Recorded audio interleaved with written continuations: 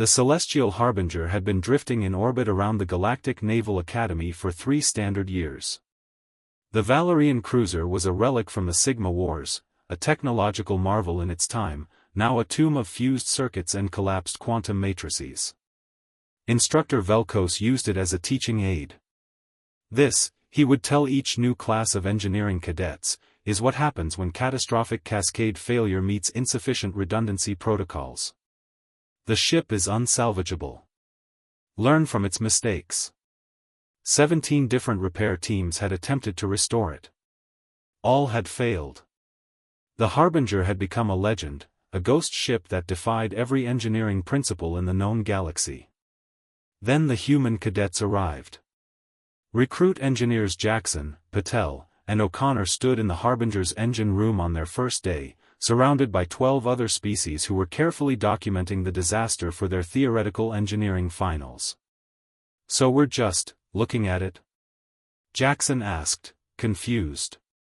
Velkosa's translator clicked with what might have been amusement. "The practical assignment is analysis only, Cadet Jackson.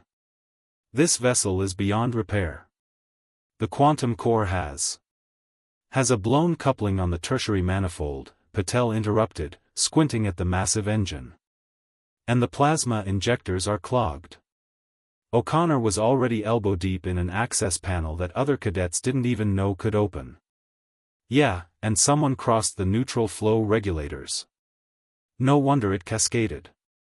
Velkosa's scales rippled with concern. "Cadets, please do not touch." "Hey, Jackson." O'Connor called out. "You got a hammer?" "What kind?" "Any kind." Jackson pulled a multi-tool from her belt and flipped out a solid percussion implement. She tossed it across the engine room with casual ease, a throw that would have required assisted strength for most species. O'Connor caught it one-handed and began striking a seized valve with precise, measured hits. "Percussive maintenance, baby." The Valorian cadet, Chiral, watched in horror. "You're hitting it? That's a precision-calibrated quantum flux valve worth more than my family's generational ship." "Yeah, and it's stuck," O'Connor replied cheerfully. Clang. Clang. Clang.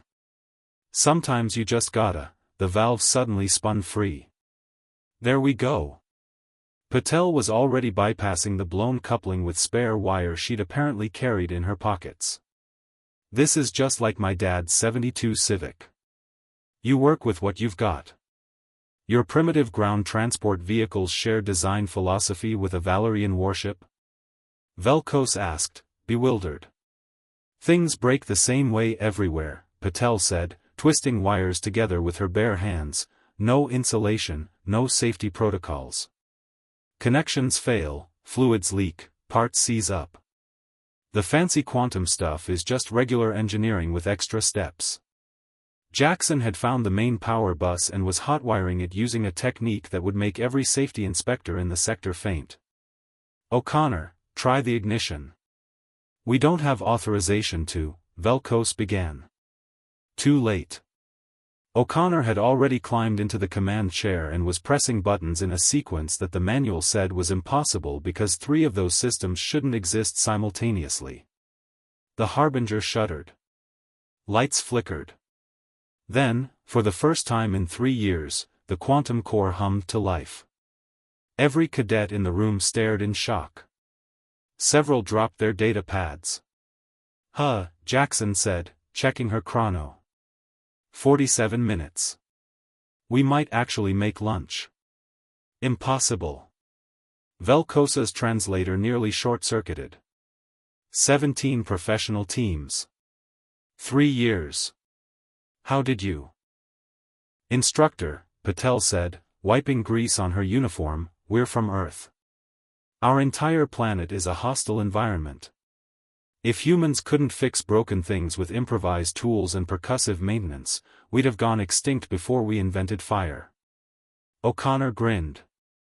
"Plus, my grandpa always said, if it's stupid but it works, it ain't stupid." The Celestial Harbinger remained in service for another 60 years, a testament to human ingenuity. And somewhere in the Academy archives, there's a note in Velkosa's handwriting: never tell Deathworlders something is impossible. They take it as a challenge.